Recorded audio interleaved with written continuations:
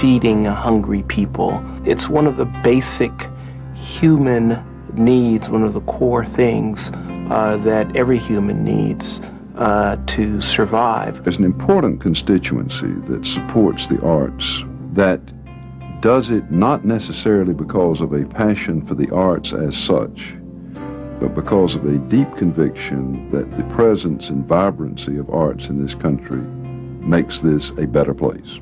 We live in both worlds. We live in the world of people who eat every day, who drive cars, who live in the suburbs or live in a nice house in the city.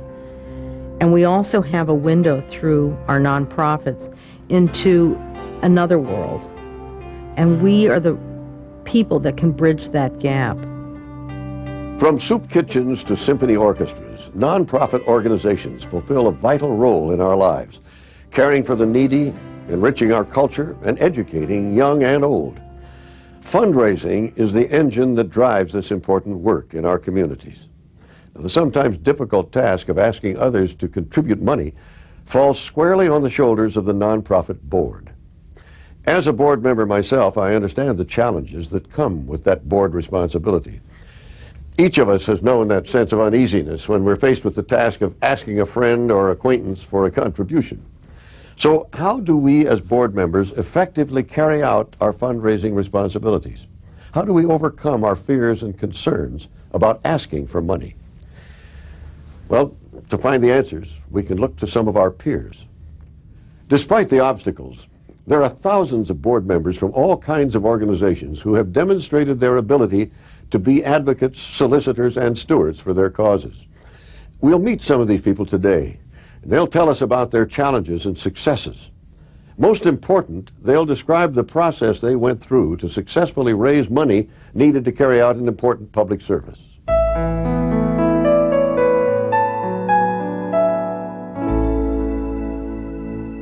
When I first started raising monies, it was difficult because it's not something that comes to mind easily to go and just ask someone for at least personally. It's very difficult for me to just go out and ask for something for myself. But when I began to focus on the larger mission of the organization and how it's really a conduit to a larger audience, that's where it became easier, because I really went back to the reason of why I'm here. I'm here because I believe in this organization. I'm here because I see the connection between the work that occurs on this stage and an audience and the larger community, not only in this neighborhood, but the entire metropolitan area. It is the board's responsibility in the community to be the voice of the mission that the organization, I mean, this is my belief, not everybody believes this.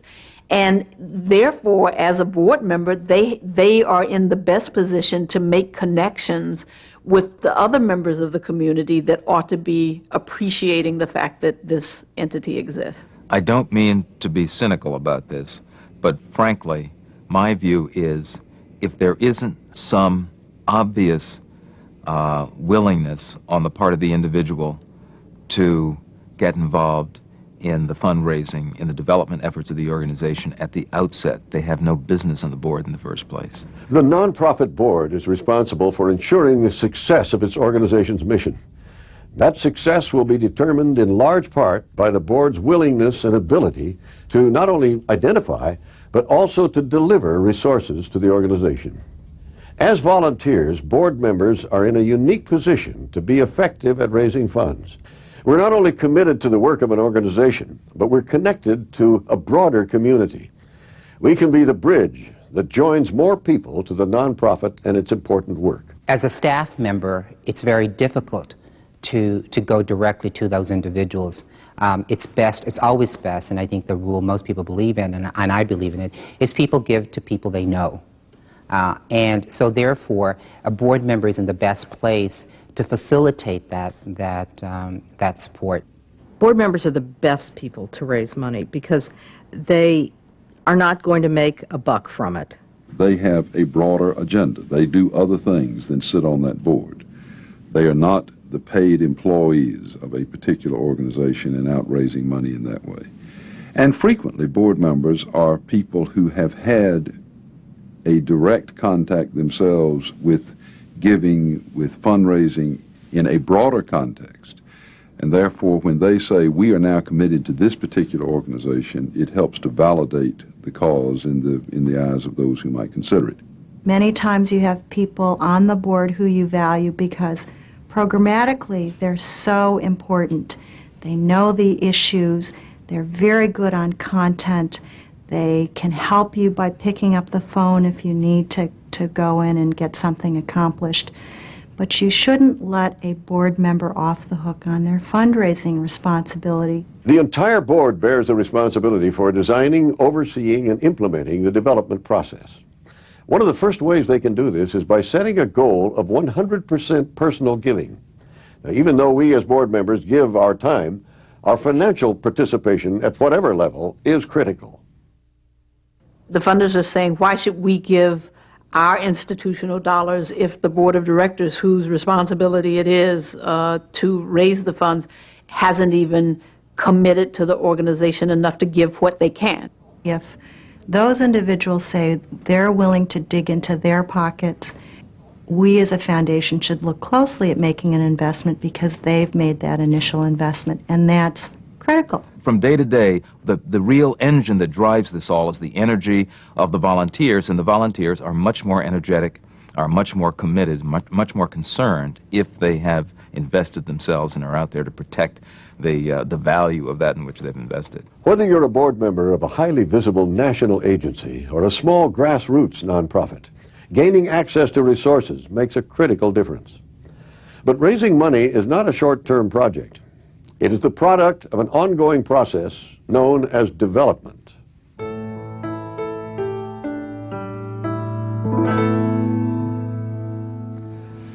A well-organized development committee should guide the fundraising tasks of the board.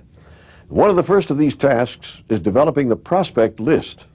Boards often miss opportunities to raise funds through personal and business contacts when they relegate this critical work to the committee and staff rather than making it a joint effort.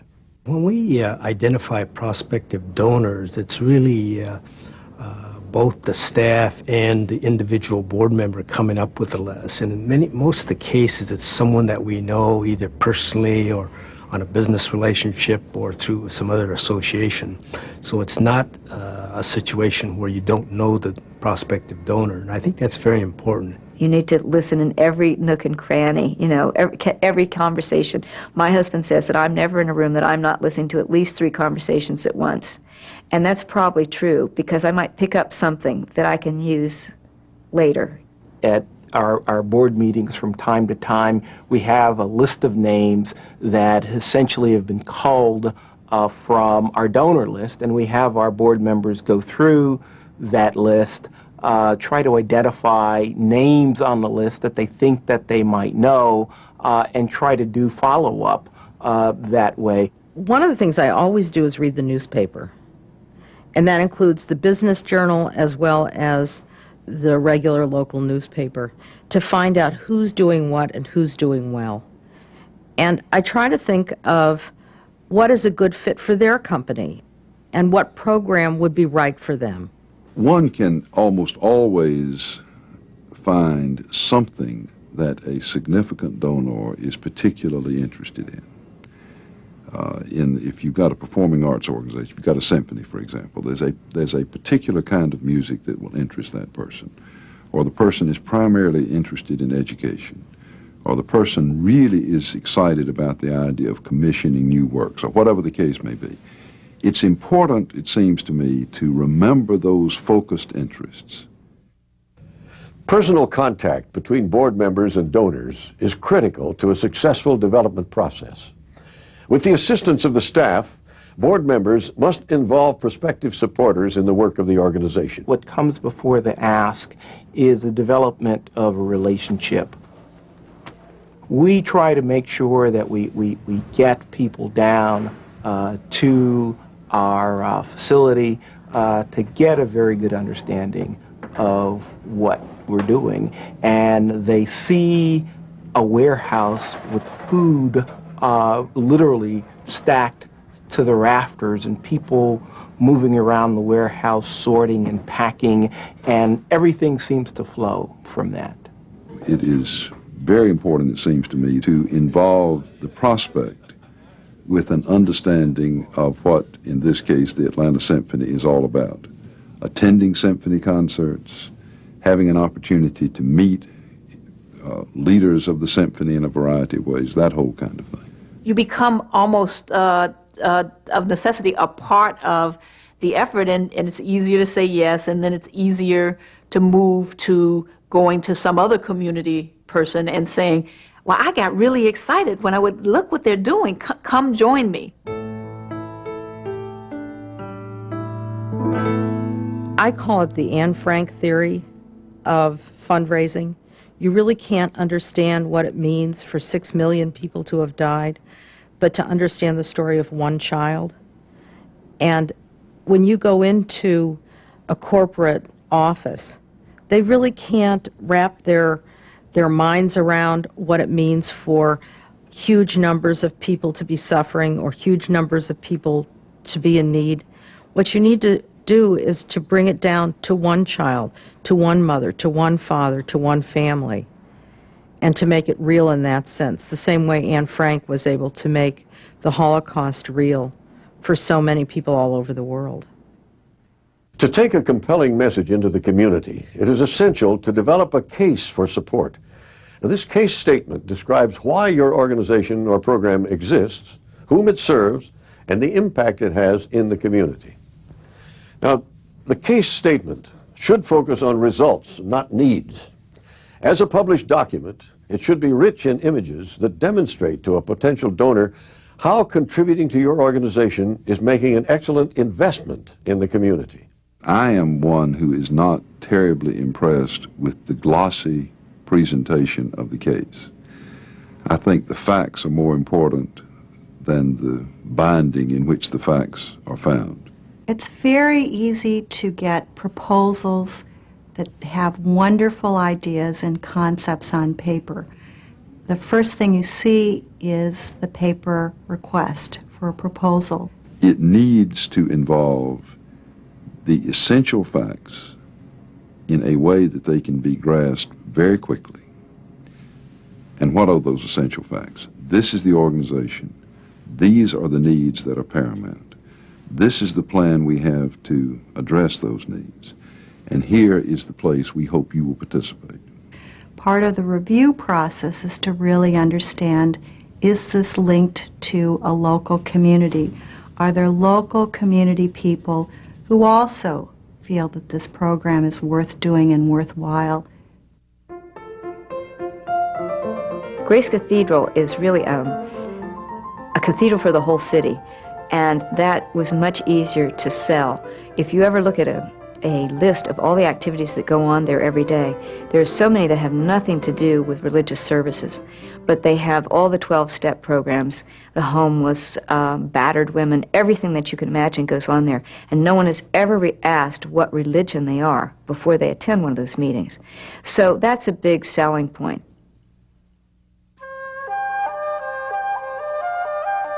Much of the public is not familiar with our community, I think, so we think that we're been a very important part of the fabric of this country, and it's important that more people know about us.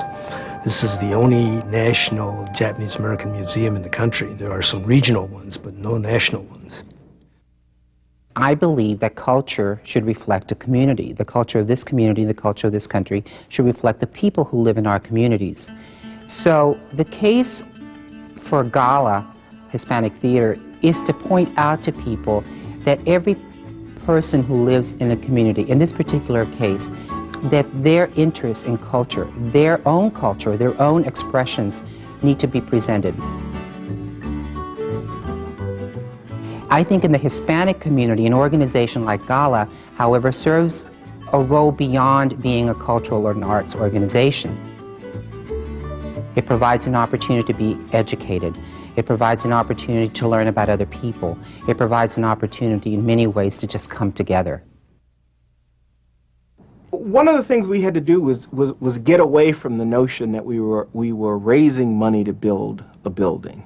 And I think it's more accurately described that we were raising money to provide more and better services to the people of San Francisco that need it.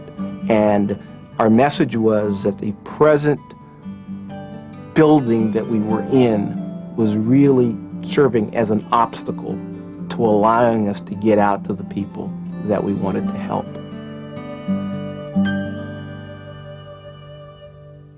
I think it is better for a prospect to know in advance that you are coming with real conviction about your belief in the organization to ask for a serious contribution to support something that you care about and believe that Mrs. Jones or Mr. Jones or whoever cares about as well.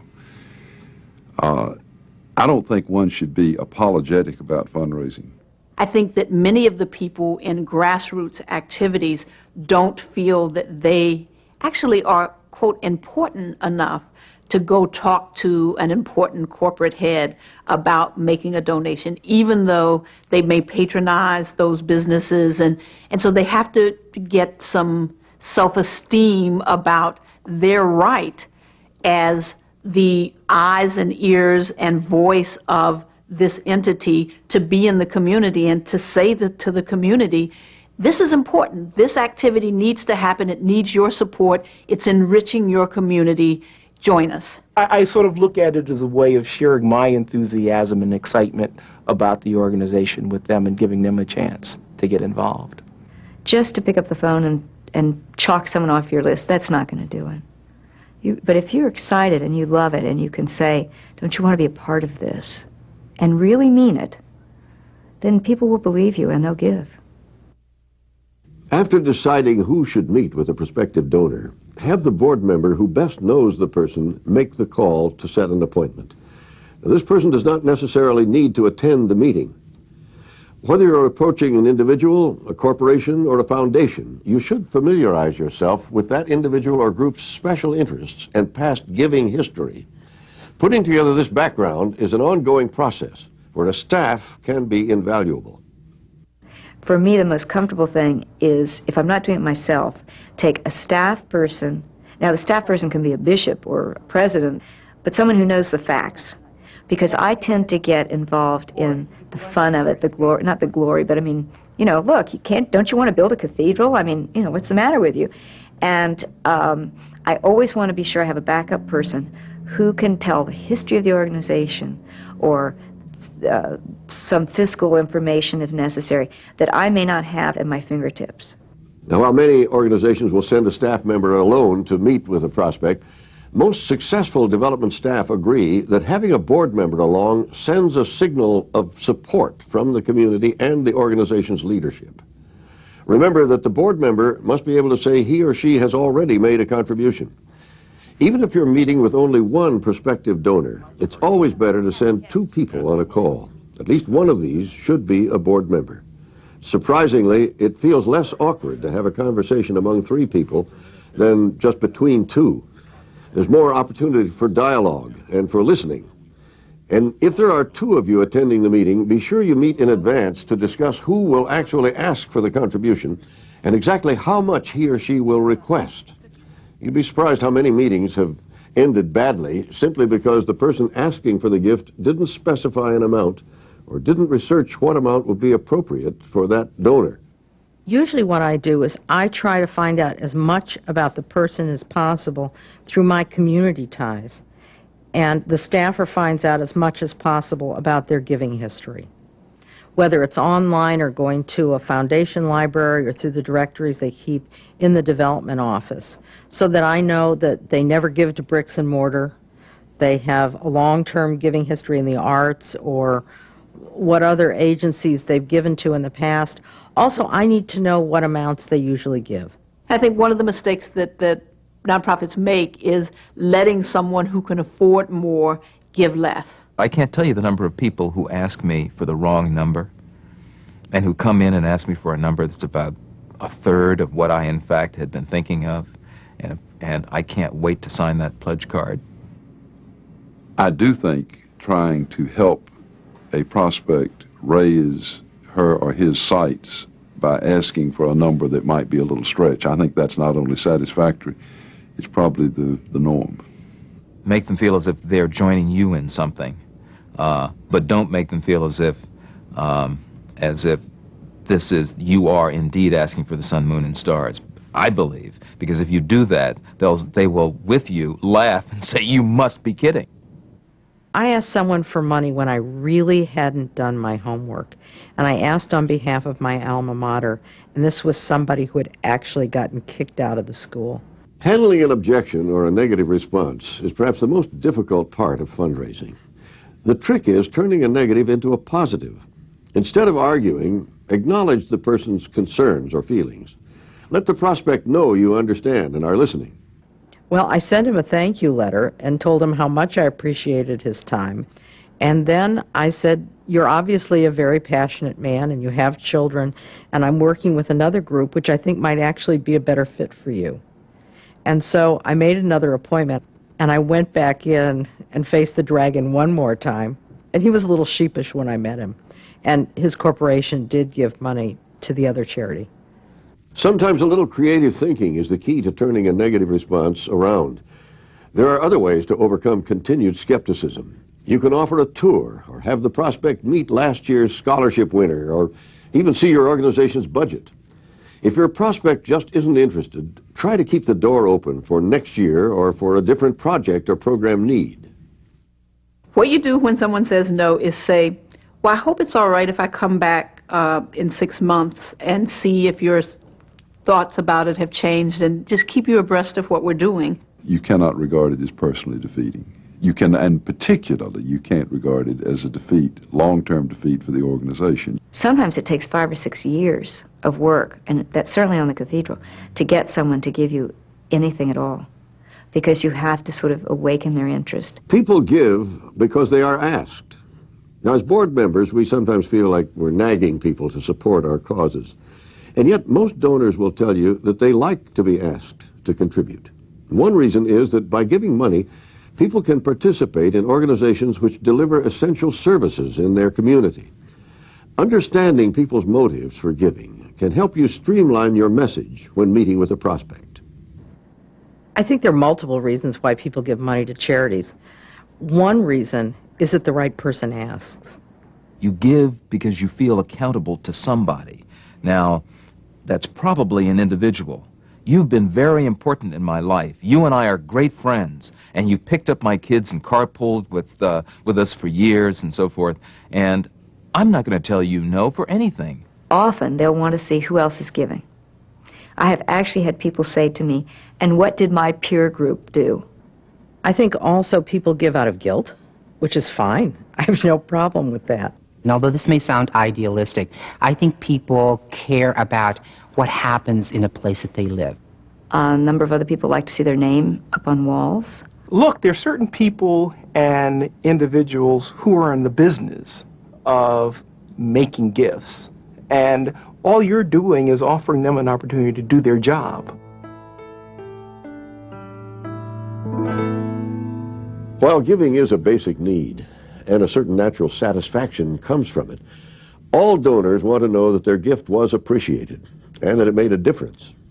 Maintaining relationships with contributors over time is often overlooked, and yet it's one of the most important steps in the development process where board and staff work together.